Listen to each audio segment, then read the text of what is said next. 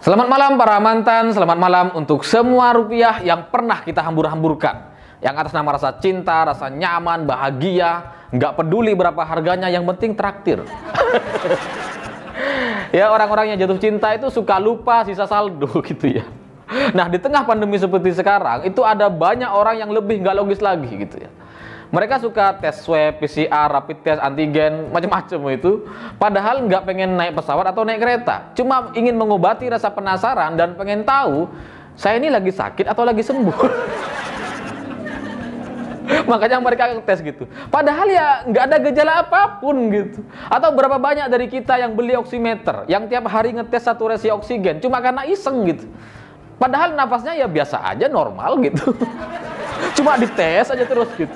Nah, di Jember ini jauh lebih nggak logis lagi karena bupatinya mendapatkan uang sebesar 70.500.000 rupiah dari pemakaman atau penguburan jenazah COVID. Padahal bupatinya ini nggak ikut ngangkat jenazahnya, nggak ikut membersihkan gitu, nggak ikut nguburin, bahkan mungkin juga nggak pernah lihat gitu. Untuk semua penguburan yang ada di sana, ya iyalah banyak banget kan, nggak mungkin bupatinya hadir tiap pemakaman gitu ya. Tapi bupatinya dapat duit gitu. 100.000 per kepala, per jenazah. Ini kan luar biasa gitu. 70 juta ini bagi sebagian orang ya mungkin kecil gitu ya. Bagi Vanessa Angel ya cukup semalam lah gitu ya. Tapi bagi kita ini kan cukup untuk setahun gitu. Untuk makan, bayar listrik, bayar wifi gitu, macam-macam. Cukup ini. Apalagi bupati. Sudah punya operasional, sudah punya gaji, sudah punya tunjangan, macam-macam sudah dapatnya. Tapi masih ditambah dengan biaya pemakaman. Ini kan apa-apaan gitu. Dan yang lebih menyedihkan lagi, yang dapat gak cuma bupatinya, tapi sekda, kepala-kepala dinas dapat semua. Ini gila gitu. Jadi jenazah itu jadi kayak tambang emas gitu. Tiap ada jenazah yang meninggal dapat duit mereka. Otomatis gitu. Ini kan sebuah sistem yang luar biasa enak gitu ya. Karena kalau kita bayangkan deh, ini nggak cuma kalau dari pejabatnya aja, bupati, sekda, kepala dinas, anggaplah 5 orang. Ini belum lagi biaya APD. Tim penguburan misalkan ada 5 orang, APD-nya 30.000 kali 5 udah 150.000. Ini baru APD loh, belum timnya. Belum bayar orangnya, belum supirnya, belum ambulannya, belum orang yang gali kuburnya. Belum yang bikin peti matinya. Banyak gitu. Banyak banget. Jadi wajar kalau kemudian ada banyak kasus yang mengajak orang agar mau di-COVID-kan gitu. Meskipun meninggalnya karena asma, karena diabetes, jantung, paru-paru, kanker, liver, macam-macam gitu ya. Tapi diajak untuk supaya mau positif COVID.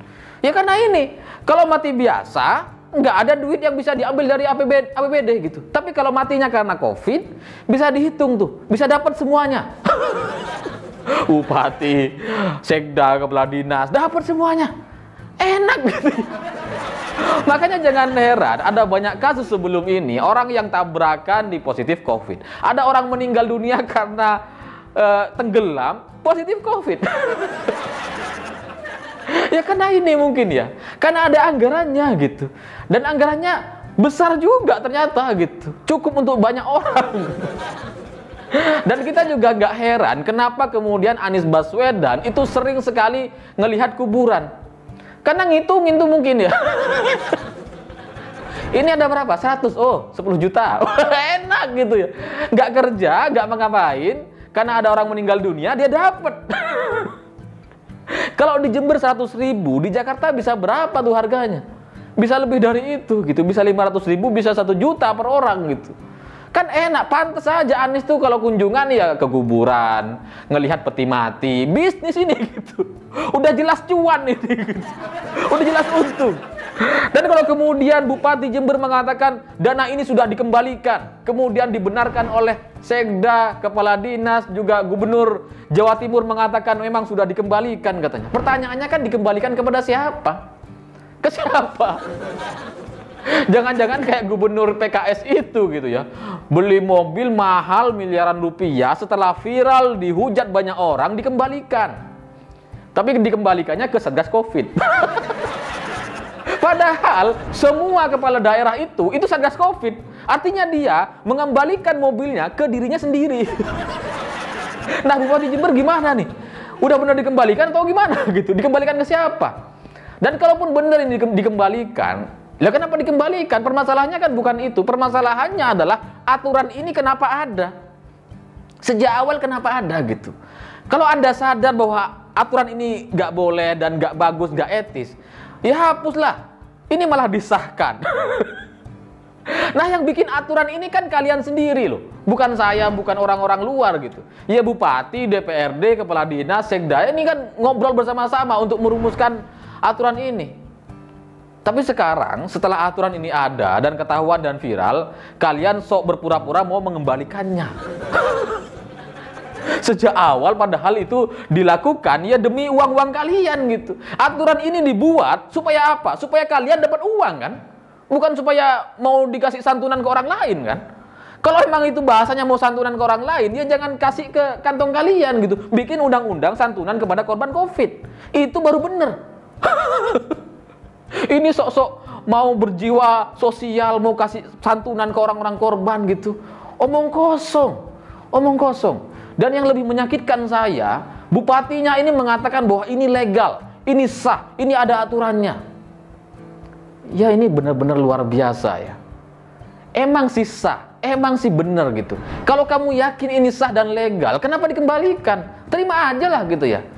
Tapi kan Anda kembalikan, itu kan karena ada rasa bersalah di sana gitu. Dan legal ini, itu semua orang bisa bikin, semua kepala daerah bisa bikin. Dan legal itu belum tentu benar secara etika atau secara moral gitu. Ini malah kalian setelah menerima dan viral dibicarakan oleh banyak orang, bicara soal legal, bicara soal sah. Tapi ya saya maklum sih, untuk aturan yang menyenangkan semacam itu, ya siapa yang mau nolak gitu ya. Misalkan ada aturan nih, buat saya, tiba-tiba saya dapat misalkan anggaran 10 miliar per tahun, enggak lah, katakanlah 70 juta juga gitu ya. Ya pasti mau saya gitu, ngapain saya tolak gitu kan. Itu kan logika berpikirnya gitu ya. Jadi sampai di sini saya semakin meyakini bahwa semakin banyak orang yang merasa nyaman dengan WFH dan pandemi ini. Semakin banyak orang gitu. Kalau dulu saya hanya meyakini ada banyak orang yang senang WFH. Yang karena mereka nggak perlu ke kantor, nggak perlu buru-buru mandi, nggak perlu bangun pagi gitu ya, nggak perlu biaya operasional kantor, mereka cukup di rumah, WFH depan laptop, udah dapat bayaran gaji full seperti biasa, maka mereka inginnya ya seperti ini terus gitu, pandemi terus nggak apa-apa.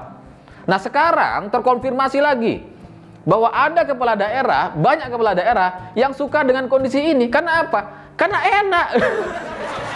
Karena ada banyak anggaran yang bisa ditambang dari data-data kematian atau positif COVID gitu.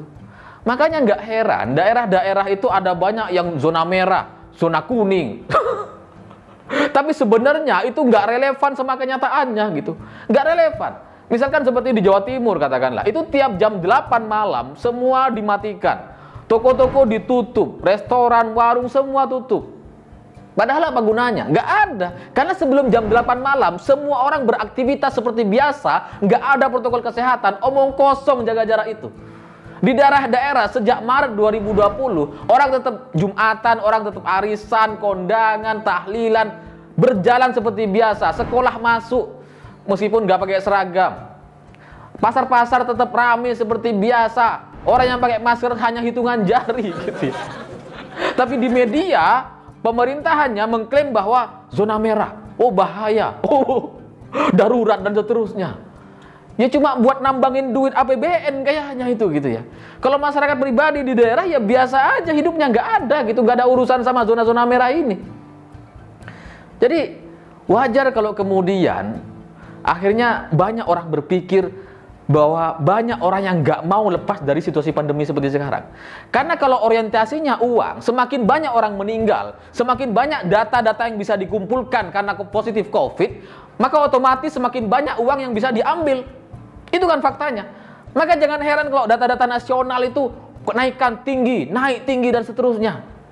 Jangan-jangan itu juga omong kosong semuanya gitu. Karena secara kematian nasional, menurut perbandingan dari tahun 2018, 19, 2020, 2021, sebelum dan setelah pandemi, itu nggak ada perubahan yang signifikan. Tidak ada. Normal seperti biasa. Kematiannya normal seperti biasa gitu. Jadi dengan kondisi seperti sekarang, itu ada banyak orang yang ingin memanfaatkan situasi demi keuntungan pribadi. Nggak peduli masyarakat ini PPKM gitu ya. Usahanya susah, ditutup lebih cepat gitu. Mau pinjem duit ke bank nggak bisa, nggak peduli. Karena pejabatnya enak, dapat duit terus gitu. Ada orang meninggal, nah duit. Ada berapa orang meninggal? 30 orang, 3 juta. Enak banget gitu. Dan ini yang menjadi bobrok adalah, ini bukan cuma level bupati dan sekda atau kepala dinas, enggak. Tapi di level bawah-bawahnya, bahkan sampai penggali kuburnya, itu juga bermain gitu. Karena dapatnya banyak. Di Sidoarjo misalkan, ada penggali kubur dapat bonus 1,25 miliar. Itu dibagi 5 katanya. Jadi sekitar 250 juta per orang. Itu bonusnya loh. Bonus 7 bulan. Belum gajinya. Gajinya lain lagi, dibayar 2,5 juta. Pertanyaannya, pekerjaan macam apa yang bisa dapat bonus sebanyak itu di tengah pandemi seperti sekarang? Macam apa? Nggak ada. Kalau kemudian SJW bilang, kamu jangan sok bicara, kamu mau nggak jadi tim penggali kubur? Pertanyaannya bukan mau soal mau nggak mau, bukan. Pertanyaannya bisa nggak orang lain jadi tim penggali kubur? Karena ini KKN semua, ini kekeluargaan semua. Karena untuk masuk ke sana itu nggak semua orang bisa, bukan karena mereka butuh duit, enggak gitu. Karena ada unsur kekeluargaan, kenalan gitu ya. Baru tuh bisa jadi tim menggali kubur. Dapat semuanya. Happy semuanya gitu. Cuma sebagai rakyat biasa, sebagai rakyat jelata, saya kan suka jalan-jalan dan mendengar aspirasi orang dan dengerin cerita-cerita orang gitu ya. Sebenarnya di tengah pandemi seperti sekarang, yang paling dirugikan itu ya Pak Jokowi. Karena kepala daerah, kalau mereka diprotes sama warganya, mereka cuma bilang ini dari pemerintah pusat. Padahal aturan ini mereka sendiri yang buat. Sama kayak Jember itu. Emang aturannya dari mana? Mereka mau salahkan ke Kementerian Keuangan. Padahal nggak ada tuh aturan nggak gitu. Itu perda. Jadi yang paling dirugikan dari kasus-kasus ini, semakin buruk citra atau kasus penanganan COVID, yang buruk ya Pak Jokowi, pemerintahan pusat. Kalau secara partai, PDI Perjuangan. Kalau di Madura, di Jawa Timur gitu ya, kan ada jam 8 malam dimatiin semua lampu itu. Tanya deh orang-orang yang di Jawa Timur atau di daerah-daerah di Madura atau dimanapun. Itu persepsi yang ada di kepala mereka, itu ingatnya kepada PKI. Dulu PKI juga kayak gini, dimatiin lampunya.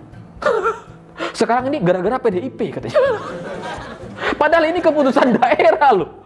Keputusan daerah. Lalu kemudian soal Jember ini juga lebih lucu.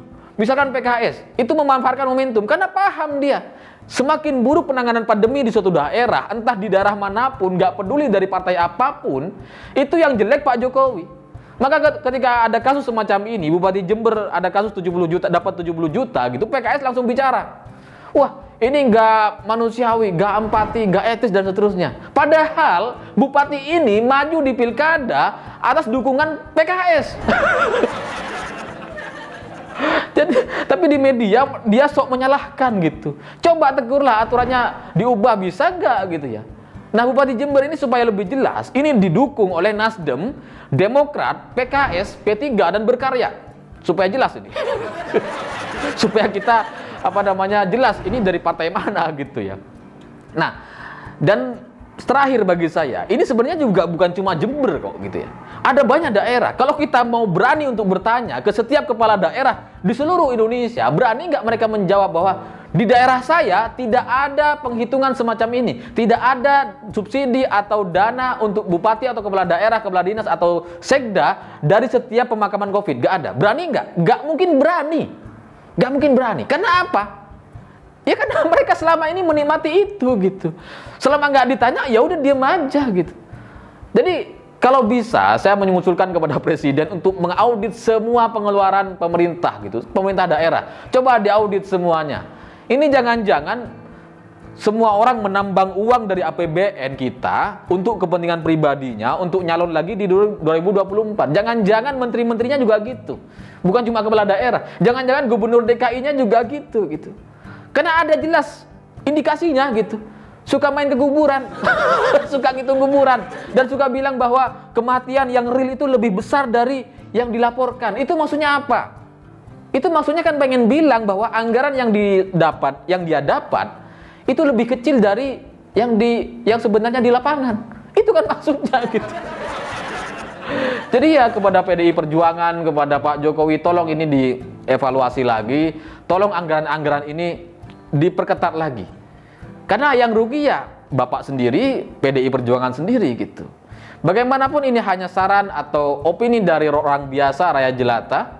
Semoga ini bermanfaat, semoga ini bisa dijadikan evaluasi bersama. Saya pikir itu, terima kasih sudah menonton. Begitulah kura-kura.